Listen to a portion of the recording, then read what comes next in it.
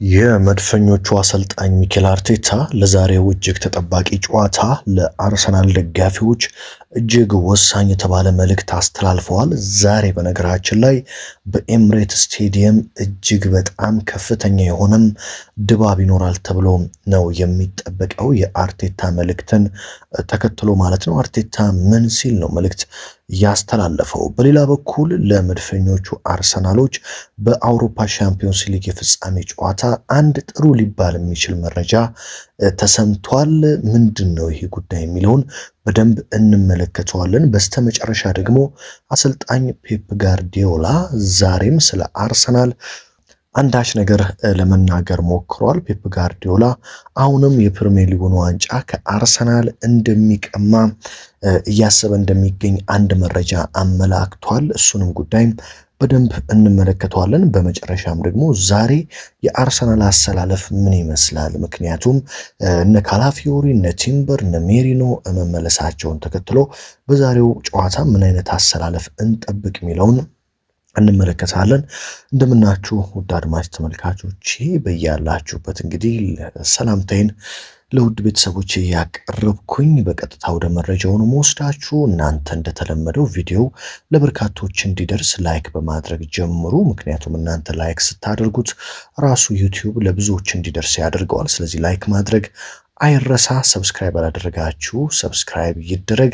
በየዕለቱ መድፉን አርሰናልን የተመለከተ ፈጣንና ታማኝነት ያላቸው መረጃዎችን ወደ እናንተ የማደርሰውን የአብርሃም ፍቅሬ ነኝ። በስተመጨረሻም ደግሞ የሌሎች ቡድኖችን መረጃዎችም ወደ እናንተ አደርሳለሁ። ስለዚህ ሰብስክራይብ ማድረግ አይረሳ። በቀጥታ እንግዲህ ወደ መረጃዎች ሳልፍ አርቴታ ካስተላለፉት መልእክት ነው የምንጀምረው። ስለ ዛሬው ጨዋታ እንግዲህ አሰልጣኝ ሚኬል አርቴታ ምናልባትም በአርሰናል ታሪክ ውስጥ ስሙ በደማቅ ሊጻፍ የሚችልበት ትልቅ የውድድር ዓመት ይሆናል ብዬ ጠብቃለሁ ዘንድሮ። ምክንያቱም አሰልጣኝ ሚኬል አርቴታ ከፊቱ የሚቀሩትን 3 ጨዋታ አሸነፈ ማለት በአርሰናል ቤት ውስጥ ከ20 ዓመታት በላይ እንግዲህ የዋንጫ ጥማት የነበረበትን ቡድን ደጋፊን ጥም ማርካት የሚችልበት ትልቅ የታሪክ ስኬት ማሳካት ይችላል።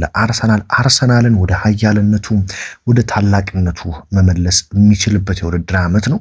በእርግጠኝነት የምነግራችሁ አርቴታ ይህንን ካሳካ በአርሰናል ቤት ውስጥ በርካታ ዋንጫዎችን እንደሚያሳካና ስሙ በደማቁ እንደሚጻፍ ነው። ታዲያ ለአርሰናል ደጋፊዎች ዛሬ ልክ በአትሌቲኮ ማድሪዱ ጨዋታ እንደነበረው ከፍተኛ አቀባበል እንፈልጋለን ሲል አሰልጣኝ ሚኬል አርቴታ ለአርሰናል ደጋፊዎች መልእክት አስተላልፈዋል። በነገራችን ላይ ለኔ በአርሰናል በኤምሬት ስቴዲየም በቅርብ ዓመታት ካየናቸው እጅግ በጣም ደማቅ ቀናትና ከፍተኛ የደጋፊ ድባብ ከነበረባቸው ጨዋታዎች ባለፉት 20 ዓመታት ከተመለከትናቸው አርሰናል ከአትሌቲኮ ማድሪድ ጋር ወደ ፍጻሜ ሲያልፍ የነበረው አቀባበል እጅግ በጣም አስደናቂ አቀባበል ነበርም።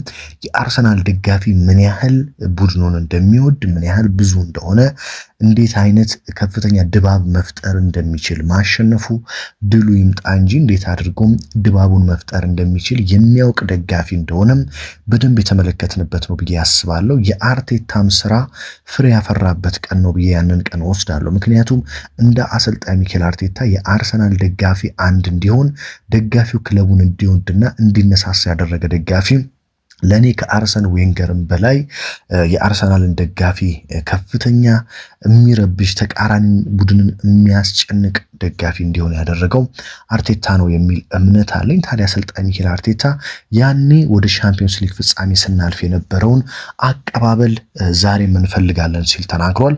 በነገራችን ላይ የአርሰናል የደጋፊዎች ማህበር ዛሬም የአርሰናል ተጫዋቾች ባሷ ስትመጣ ጀምሮ ከፍተኛ አቀባበል ለማድረግ ተዘጋጅተው ጨርሰዋል። ምክንያቱም ዛሬ በኤምሬት ስቴዲየም የመጨረሻ ጨዋታውን ነው አርሰናል የሚያደርገው።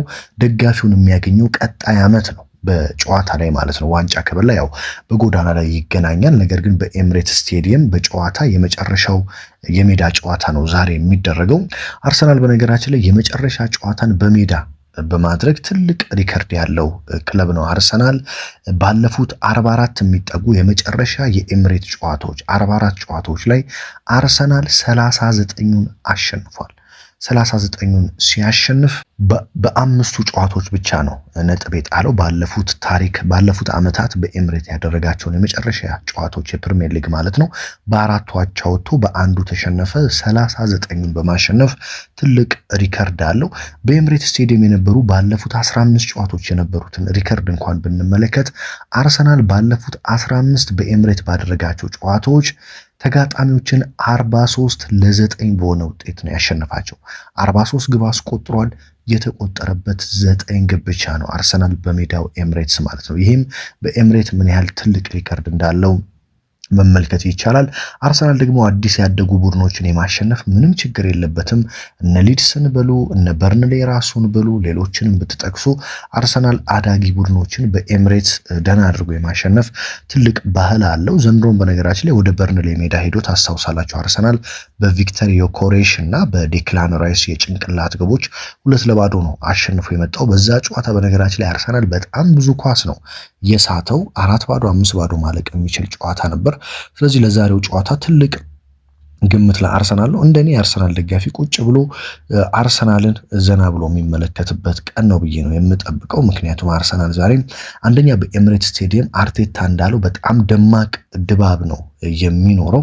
ስለዚህ መድፈኞቹ በዚህ ድባብ የመጨረሻውን ጨዋታ በርንሌን ደህና አድርገው ያሸንፋሉ የሚል እምነት አለኝ። በዚሁ ጋር በተያያዘ እንግዲህ ለአርሰናሎች በጣም አስደሳች የሚባል መረጃ እየተሰማ ይገኛል። በእርግጥ ይህ መረጃ የጉዳት ጥሩ የለውም ወይም የጉዳት አስደሳች መረጃ የለውም። ነገር ግን ትላንትና ምሽት ፓሪስ ሰን ጀርሜን የመጨረሻ የፈረንሳይ ሊግ ትላንትና ነው ያለቀው። ፈረንሳይ ሊግ ጨዋታ ነበረው ከፓሪስ ኤፍሲ ጋር የደርቢ ጨዋታ ነበር። በዚህ ጨዋታ ላይ ታዲያ ኦስማን ዴምቤሌ በ28ኛው ደቂቃ ጉዳት ገጥሞት ተቀይሮ ለመውጣት ተገዷል። ተቀይሮም እንደወጣ በቀጥታ ወደ መልበሻ ክፍል ነው ያመራው። እንደምታውቁት የሻምፒዮንስ ሊግ ጨዋታ 13 ቀናት ብቻ ነው የቀረው።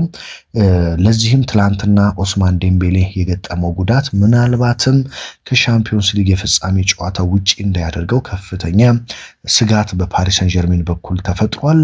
አንዳንዶች እንደሚሉት ኦስማን ዴምቤሌ የተቀየረው ለጥንቃቄ ነው፣ ጉዳቱ ያን ያህል አስጊ አይደለም ቢሉም እንግዲህ ከጡንቻ ጋር የተያያዘ ጉዳት ሊሆን እንደሚችል እና ምናልባትም የሻምፒዮንስ ሊግ የፍጻሜ ጨዋታ ሊያመልጠው እንደሚችል መረጃዎች ያሳያሉ።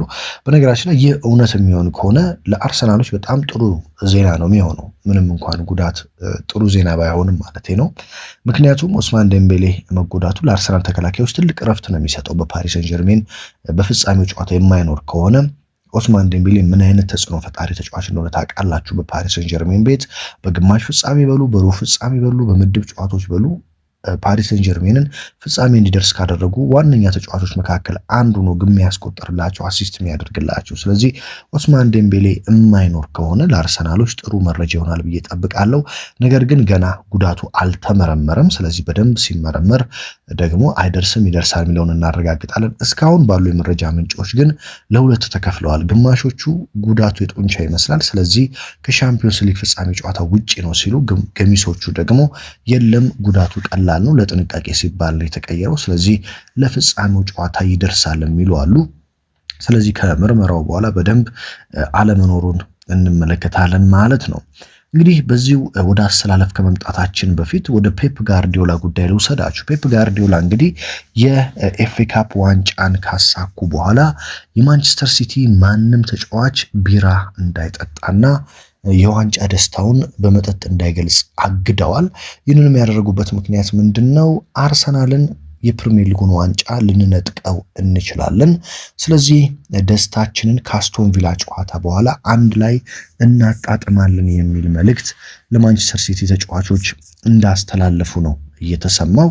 ይህም እንግዲህ አሁንም ፔፕ ጋርዲዮላ ፕሪሚየር ሊጉን ከአርሰናል ቀምቼ እበላለው የሚል ከፍተኛ ተስፋ በፔፕ ጋርዲዮላ በኩል እንዳለ እየተሰማ ነው የሚገኘው።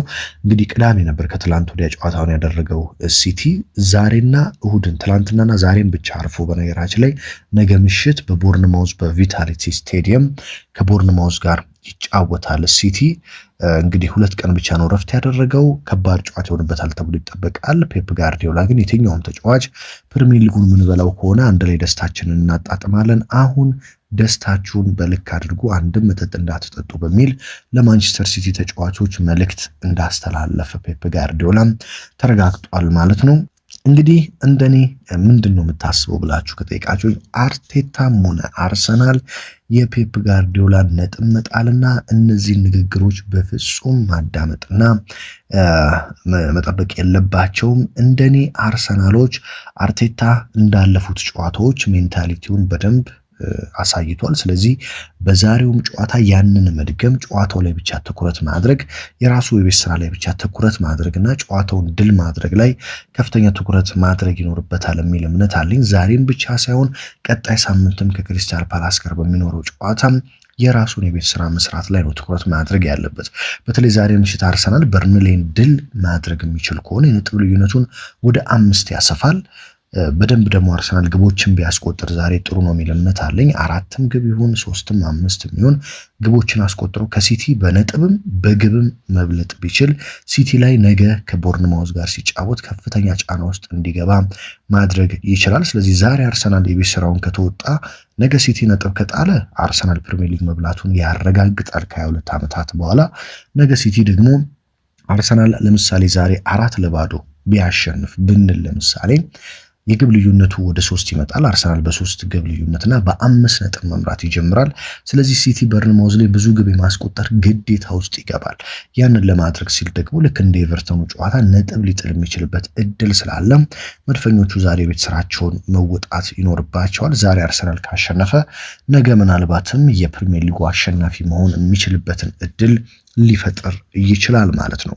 እንግዲህ በአርሰናል በኩል በጣም ጥሩ ዜና ሁሉም ተጫዋቾች በሚባል ረገድ ከቤን ዋይት ውጪ ከጉዳት አገግመው ተመልሰዋል። በዛሬው ጨዋታ እንግዲህ አሰልጣኝ ሚኬል አርቴታ ወደ ሜዳ ይዘው ይገባሉ ተብሎ የሚጠበቀውን አሰላለፍ ስንመለከት በግብ ጠባቂነት እንግዲህ ለባላንዶር እጩነት ጭምር እየታጨ የሚገኘው የፕሪሚየር ሊጉ የወርቅ ጓንት አሸናፊ ዴቪድ ራያ የአርሰናልን ግብ ዘብ ሆኖ ይመራል ተብሎ ይጠበቃል።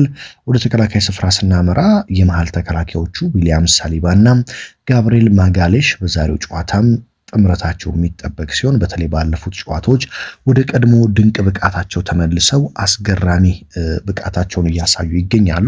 በዛሬ ምሽቱም ጨዋታ የበርንሌዎችን አጥቂ በደንብ አድርገው ያቆማሉ ተብሎ ነው የሚጠበቀው። ወደ መስመር ተከላካዮች ስናመራ ደግሞ ሪካርዶ ካላፊዮሪ ከጉዳት ማገገሙን ተከትሎ ሪካርዶ ካላፊዮሪና በቤን ዋይት በኩል ደግሞ ክርስቲያን ሞስኬራ የአርሰናልን የተከላካይ ስፍራ ይመራሉ ተብሎ ይጠበቃል። ምንም እንኳን ጁሪየን ቲምበር ከጉዳት ቢመለስም በዛሬው ጨዋታ ቋሚ ሆኖ ይጀምራል ብዬ አልጠብቅም። ወደ መሃል ሜዳ ስናመራ አርሰናል ባለፉት ጨዋታዎች ሲጠቀም የነበረውን ራሱን አሰላለፍ ይዞ ይገባል ተብሎ ነው የሚጠበቀው። ዛሬም ዙብሜንዲ በተቀያሪ ወንበር ላይ ይቀመጣል የሚል እምነት አለኝ። ስለዚህ ማይልስ ሉዊስ ስኬሊ ከዴክላን ራይስ እና ከኤብሪቼዜ ጋር የአርሰናልን የመሃል ሜዳ ይመራሉ ተብሎ ይጠበቃል። በተለይ ሉዊስ ስኬሊ እጅግ በጣም ድንቅ ብቃት ላይ ነው የሚገኘው። በአርቴታም በአርሰናል ተጫዋቾችም ዘንድ ትልቅ ታማኝ አመኔታን አትርፏል። ስለዚህ ሉዊስ ስኬሊ ዛሬም ቋሚ ሆኖ ይጀምራል ተብሎ ነው የሚጠበቀው። ማርቲን ኦዲጋርድ በዛሬው ጨዋታ ምናልባት ኤብሪቼዜን ተክቶ ሊገባ ይችላል። እንደኔ ግን ኤዜ ቋሚ ሆኖ ይጀምራል የሚል እምነት አለኝ። የአርሰናልን የፊት ለፊት መስመር ተጫዋቾች ስንመለከት ባለፉት ጨዋታዎች የነበረው ራሱ ቋሚ አሰላለፍ በዛሬው ጨዋታ ይደገማል የሚል እምነት አለኝ። ቪክተር ዮኬሬሽ የአርሰናልን የፊት ለፊት መስመር ሲመራ፣ በክንፍ በኩል ሊያንድሮ ትሮሳርድ እና ቡካዮ ሳካ የአርሰናልን የመስመር ማጥቃት ያሳልጣሉ ተብሎ ነው የሚጠበቀው። እንግዲህ በዛሬው ጨዋታ ይህ አሰላለፍ ይተገበራል ተብሎ ይጠበቃል። አርሰናል ባለፉት በኒካስትል በፉልሃም በተለይ እንደዚሁም ደግሞ በዌስትሃም እና በአትሌቲኮ ማድሪድ ሉዊስ ስኬሊ ኤዜን እና ራይስን መሃል ሜዳ ላይ አጣምሮ በገባባቸውና ፊት ለፊት ላይ ደግሞ ትሮሳርድ ዮኬሬሽ እና ሳካን ይዞ በገባበት ጨዋታ አንድም ሽንፈት አላስተናገደም። ዛሬም ይህንኑ አሰላለፍ ይዞ የሚገባ ከሆነ ጨዋታዎችን በቀላሉ ያሸንፋል ተብሎ ይጠበቃል። እንግዲህ ዛሬ ያሉት ወሳኝ መረጃዎች እነዚህ ናቸው። እናንተስ አርሰናልና አርቴታ ምን አይነት አሰላለፍ በዛሬው ጨዋታ ይዞ ቢገባ መልካም ነው ትላላችሁ? የዛሬው ጨዋታ ለስንት ይጠናቀቃል? እነማን ግብ ያስቆጥራሉ? ሀሳብ አስተያየታችሁን በኮመንት መስጫው ሳጥን ውስጥ አስቀምጦልኝ። ሀገር ውስጥ ከባህር ማዶ በመሆን በየዕለቱ መረጃዎችን የምትከታተሉ ውድ አድማጭ ተመልካቾች ከልብ ላመሰግናችሁ እወዳለሁ። ብዙዎቻችሁ ሀገር ውስጥ ያላችሁ በቪፒኤን ጭምር ቪዲዮዎችን የምትመለከቱ ከባህር ማዶ ናችሁ። በርካታ ስጦታዎችን እንደዚሁም ደግሞ በኮመንት ስቲከሮችን የምትልኩ ቤተሰቦች ከልብ ላመሰግናችሁ ነው የምወደው። እንግዲህ 32,000 ደርሰናል። አሁን ወደ 40,000 እየተጠጋ ነው። ስለዚህ በደንብ ፎሎ፣ ሰብስክራይብ ይደረግ። ከጨዋታ በኋላ ደግሞ ነገ ማለዳ በውጤት መረጃ እስከምንገናኝ ድረስ በያላችሁበት ሁሉ ሰላም ተመኘሁላችሁ።